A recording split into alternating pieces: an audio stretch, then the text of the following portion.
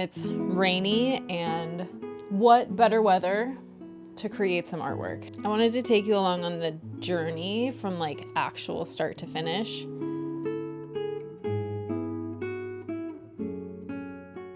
The first thing that I did was, obviously I found an image or two images that I'm going to pull from for inspiration.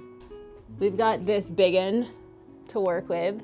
Next thing, and what I'm gonna do today, is I'm going to put a couple layers of gesso on this, because one of the things I do not like about canvas is how coarse of a tooth it is.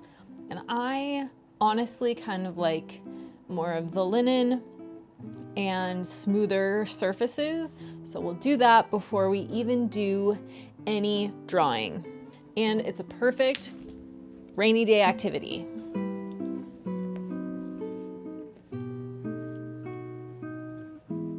Okay, so I will let that dry. I'll look at it, probably do one more layer, and then continue on. We're back after spraying the graphite and sealing it so that nothing smears. So now I just do two things. I tone the background with a specific color, and I will actually this time be better about painting the edges as well. And we're going to give this painting a little bit of a wash so that it has a base color.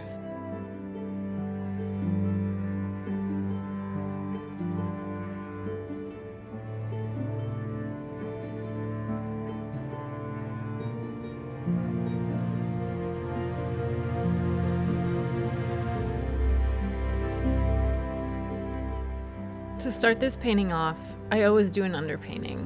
This is just with burnt umber, and I'm going in and just getting familiar with everything and making sure that compositionally and anatomically everything looks okay. It's like my first introduction to the painting.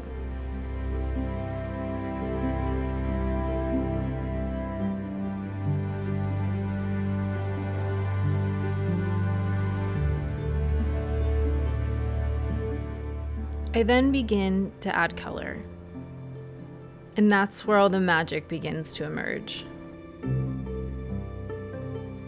But first, let's talk about what inspired this piece. I came across a quote that said, "For up from the ashes grow the roses of success." And it's something that just really captivated me. I knew immediately that I needed to do a painting with roses. So, between the chestnut horse, the rich green background, and the cascade of roses, this painting marries boldness with quiet beauty. I wanted it to feel like a whisper, where it invites you to lean in order to listen and to almost wait in anticipation for what happens next.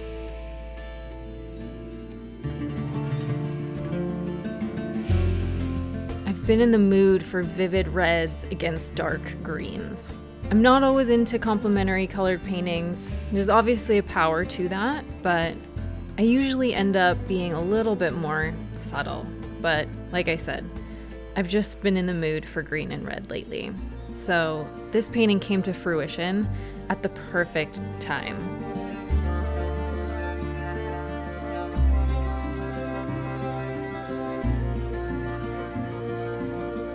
As I progressed through the painting, I was also met with the decision of how detailed I actually wanted it to be.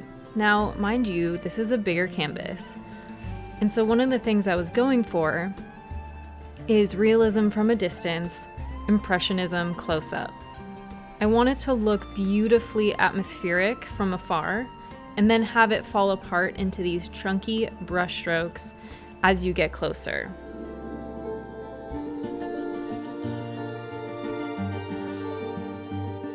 And I was confronted with this decision of, do I go in with a smaller brush and make it more detailed?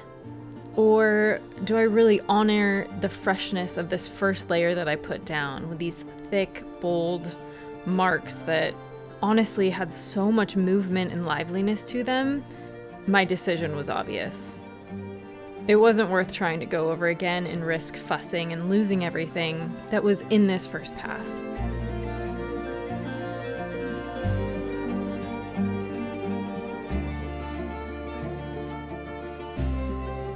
To me, it's so much more than the composition. You know, part of the entire experience of the painting is the colors, the title, and the backstory to it. It's more than just what it looks like.